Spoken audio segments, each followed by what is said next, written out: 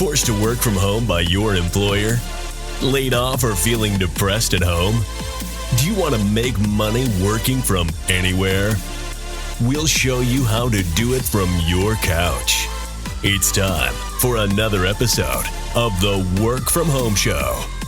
Coming to you from their homes in Austin, Texas and Tampa, Florida, here are your hosts, Adam and Naresh. Hey everybody, welcome to the Work From Home Show. Shout out to all our homies, homeboys, homegirls, home trans, all the work from homers out there. I'm Naresh. Today we have Aymar on the show. EA is the New York Times bestselling author of No Home for Killers, a thriller, as well as the new book When She Left. He is a multiple Anthony Award nominee. Aymar, thank you so much for joining us on the Work From Home Show. Thanks for having me. I'm really excited to be here, and it's very cool to join your lineup of guests. I think you interviewed, I believe, Geneva Rose, right? Yeah. Recently, Yeah. a lot of number one best-selling fiction authors, well-known business people, financial people, political pundits. It's an honor to add you to that staple of guests, too. Oh, yeah, absolutely. Same here. So thank you. Let's start with your writing journey. Can you tell us what was your first best-selling book and how did you get there? Did you hire an agent? Did you have a background in writing? Just walk us through the overall journey. And if it's okay if your answer is super long.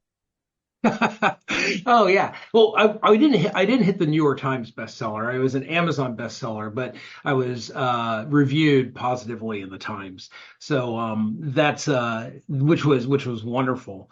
But it started out after college. I started out and I worked at a political network, and I was answering phones, and it was because it was a political cable channel. People call in and just swore at me.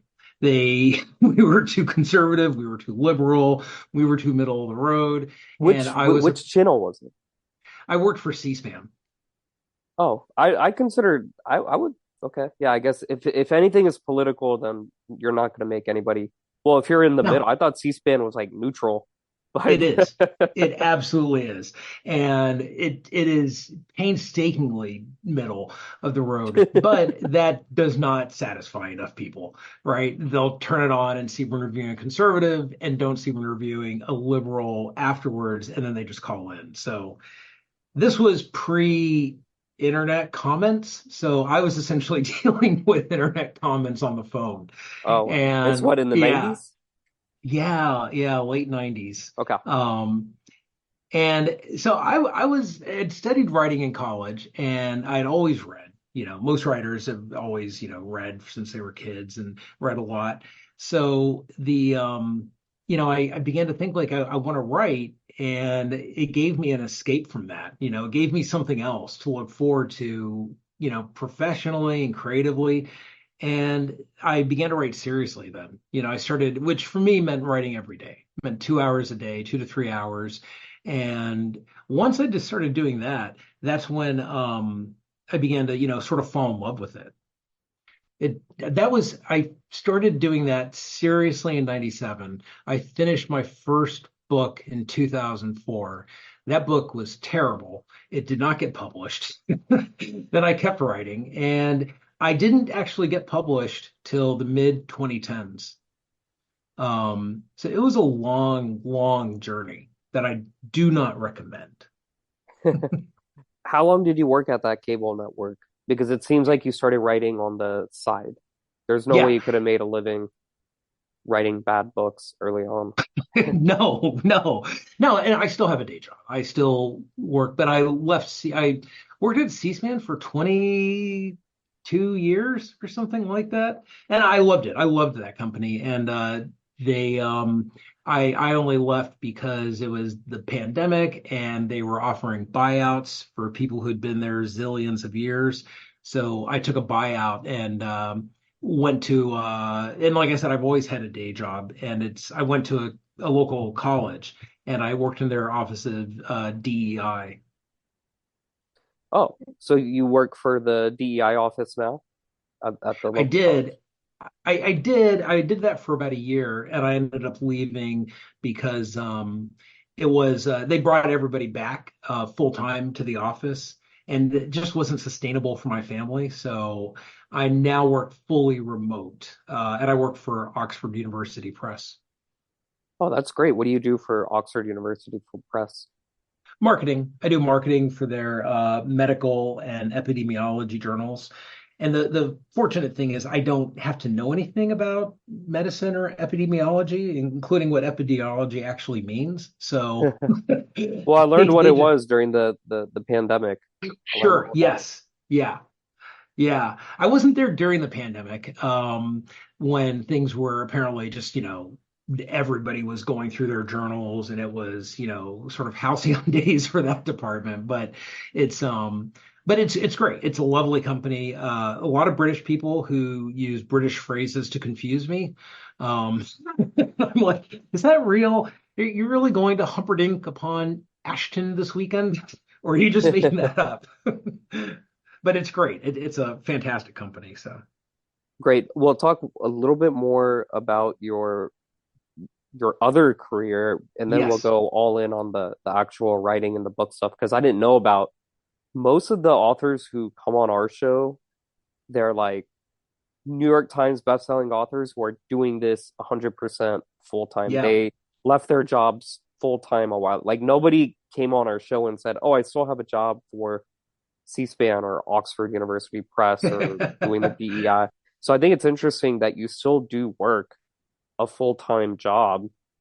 Now it's remote, you said, but going back to C-SPAN, I'm assuming you weren't taking phone calls for 22 years. That was probably for the first 2 or 3 years, and then they promoted it you was up to other it things. was yeah, it was for like 3 months, and then I went into the marketing department. But I think there's something very risky about writing full time, and it's there's a reason I don't think I would ever do it, even though my books have started to gain more popularity and they sell better.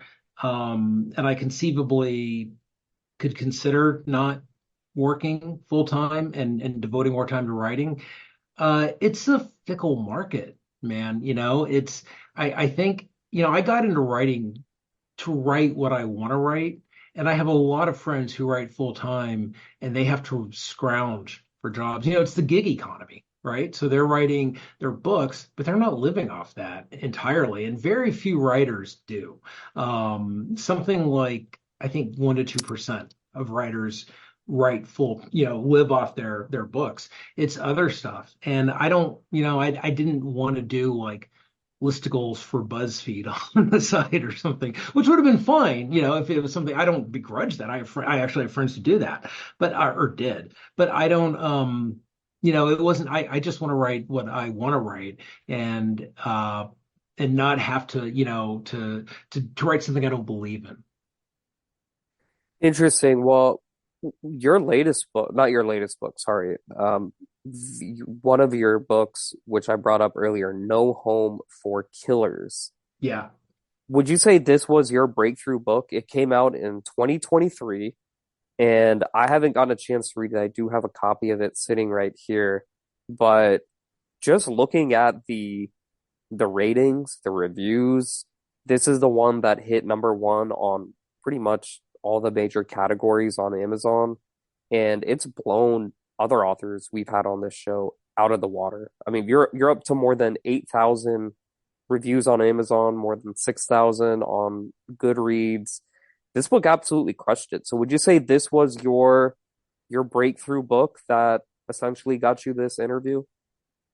Yeah, it definitely, because I'd been with smaller publishers throughout. That's how I came up. I was with a crime boutique publisher for my first book, and which was great. It was nominated for an Anthony, and it did fairly well for that publisher. But it wasn't, small publishers. It means small press. Then I went to a mid-sized publisher, and that book did pretty good. It was cited in a couple of places and was pretty well praised. But then it had a star review from Kirkus. I was happy with it. But again, the sales and the attention are really hard to get. So with Thomas and Mercer, with a big publisher, you sort of get those benefits, right? You're able to go places that other books don't really that other publishers can't.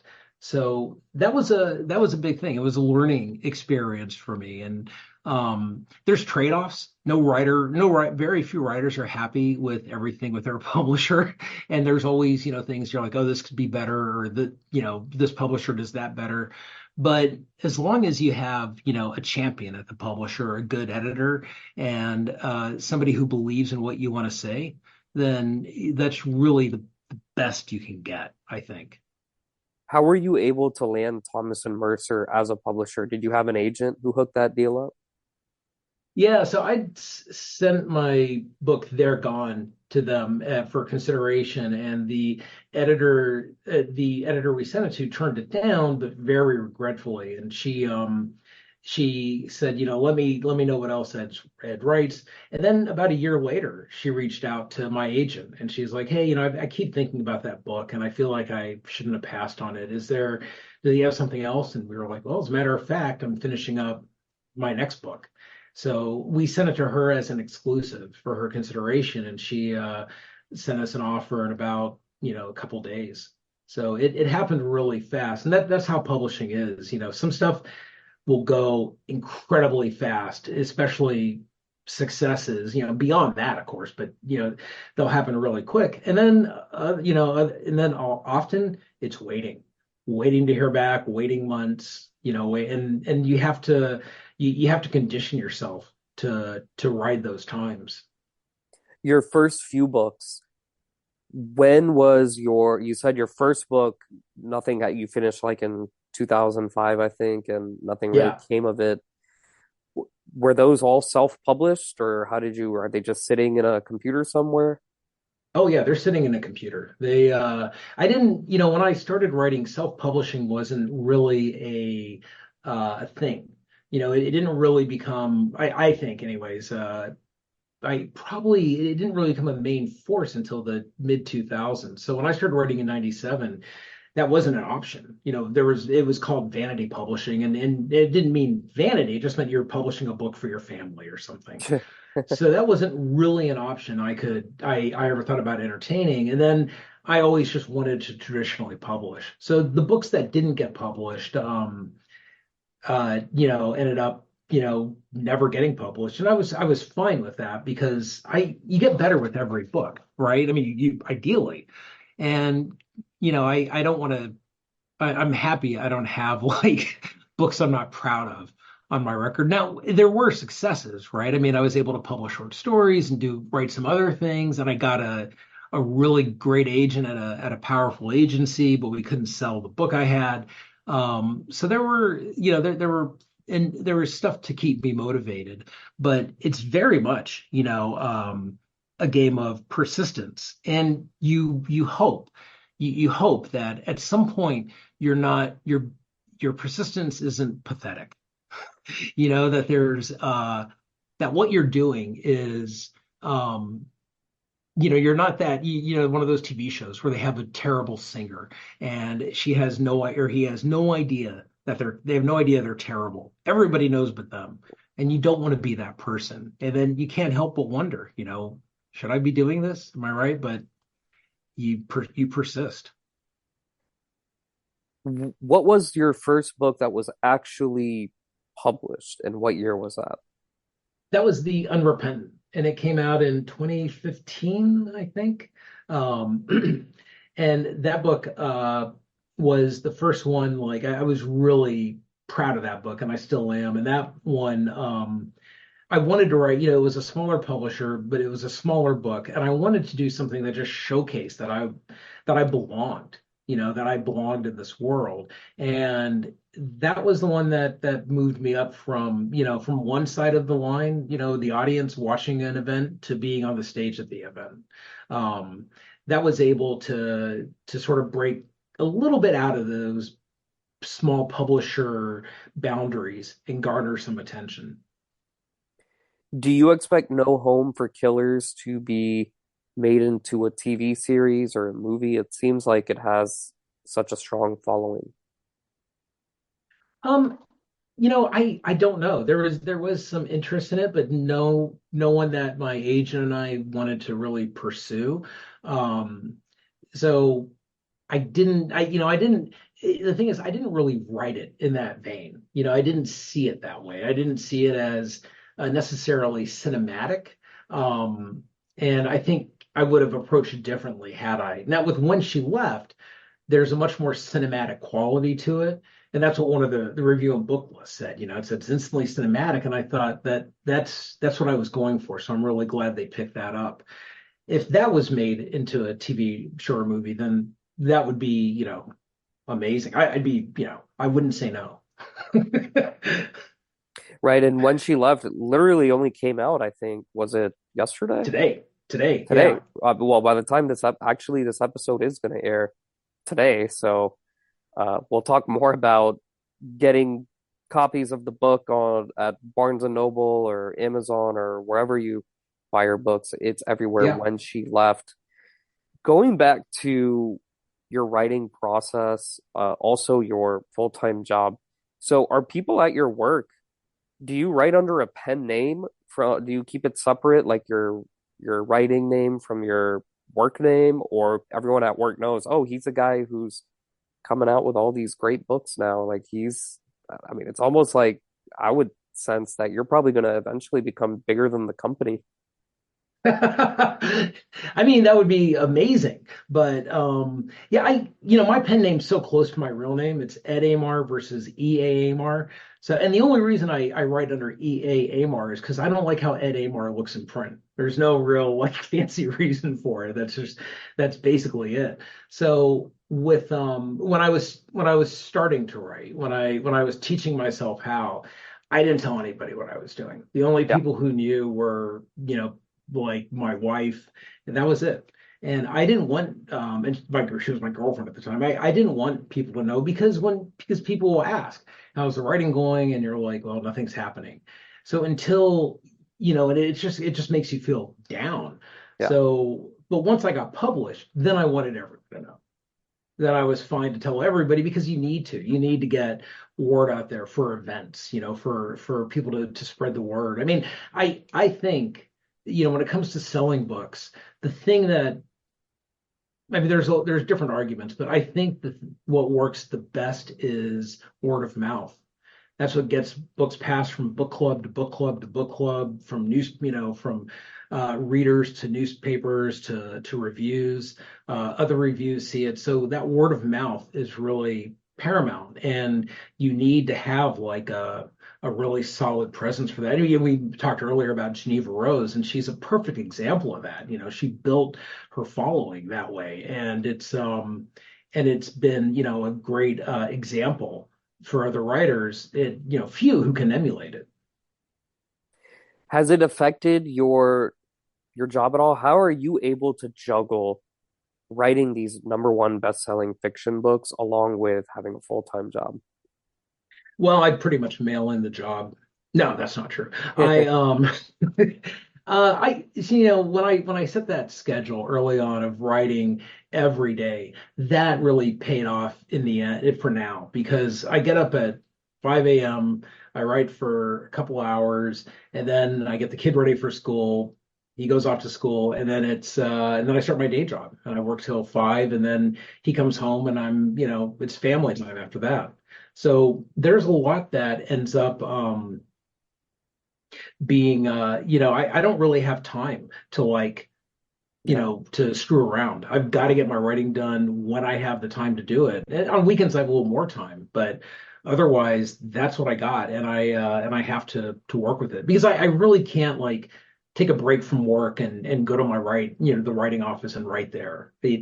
My work doesn't work that way. I've got to be present for that job during the hours I'm there. And so you're full-time work from home. You write from home. You're not traveling around to different states or countries to gain inspiration. And then your full-time job is also fully remote from home. Yeah, but I do a little bit of traveling for my day job. Occasionally, I'll go places. I went to Atlanta last year, and then I do a lot of traveling for writing stuff. So I'll be going to the Tucson Book Festival, to a conference in Seattle. I'll be doing events locally here, in different cities. So that I'll be in Nashville. So I do traveling for that, but I don't do a lot of, that kind of where you hear, writers traveling to like, I'm going to go to Belize for a couple of weeks to get inspiration or something. I don't do that, but I also don't really work that way. My mind doesn't work that way, so that's not something I'm necessarily missing. Your two latest books, you write from the perspectives of both male and female characters. How are you able to write from the perspectives of female characters? Very, very carefully.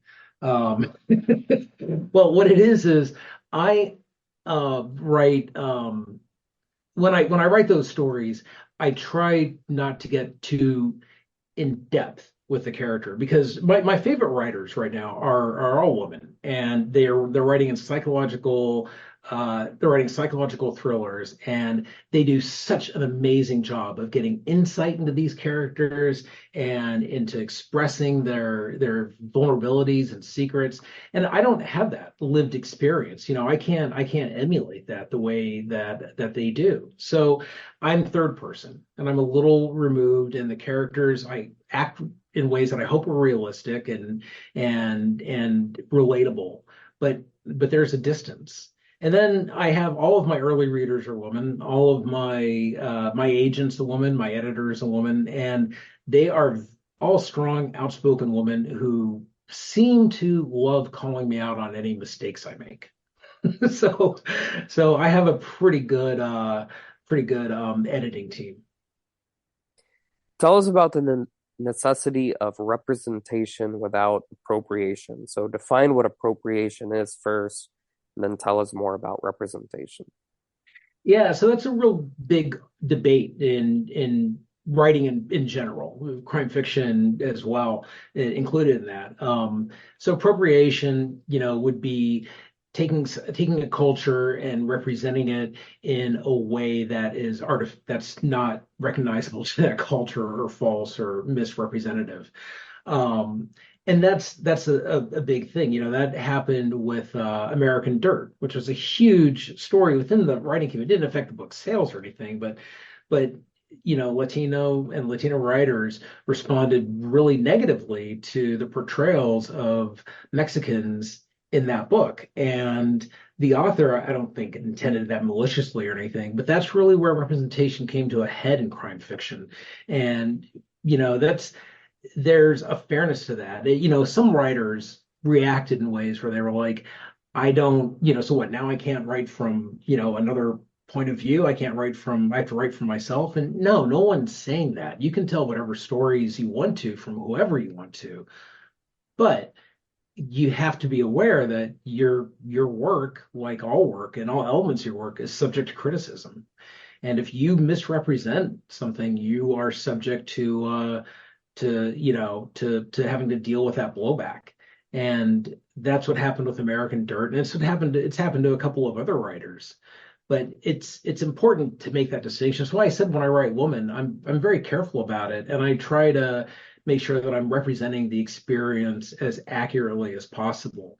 I think part of the problem is that a lot of writers, especially men, we try to show off when we're writing, and we want to say like, look how insightful I am, look how emotional I am, and how realistic this character is. When you get to the point where people are like, well, that's not how a woman would act, and it comes off as clumsy, and you want to avoid that. Even great writers have done that. That's EA Aymar. Check out the website at EAMar Writes. That's eamarwrites.com. EAYMAR Writes, WRITES.com. Ed, any final thoughts you'd like to share with our listeners or anything else you want to promote? No, I really appreciate this. I hope that people enjoy the book. I wanted to write this book, like I said, to tell, the story of men and how they react to something they've lost. And I hope that they're portrayed realistically. If there is anything I could say to promote, it would be two things. My newsletter, Crime Fiction Works, which comes out every 3 weeks and is for fans of crime fiction and discusses the latest and greatest happening in the genre. You can find that on my website. And then, some books that came out recently, I love giving shout outs to other writers. Tara Laskowski's The Week in Retreat, Amina Akhtar's Almost Surely Dead, Lisa Regan's Face or Fear, um, Lynn Lyle Butler's What Is Mine. All great books, and I recommend you check them out and support those writers. But if you buy those books, make sure you buy mine first. That sounds good, EA Aymar. Thank you so much for joining us on the Work From Home Show. To all our listeners, check us out at workfromhomeshow.com. That's www.workfromhomeshow.com. Get on our mailing list there. Follow us on social media. We're on X. We're on Facebook. We're going to tag you, Ed, on social media once this Great. episode is published, so our listeners can stay up to date by following us there. If you have any questions or comments, feel free to reach out. hello@workfromhomeshow.com. That's hello@workfromhomeshow.com. And until next week, keep on working from home.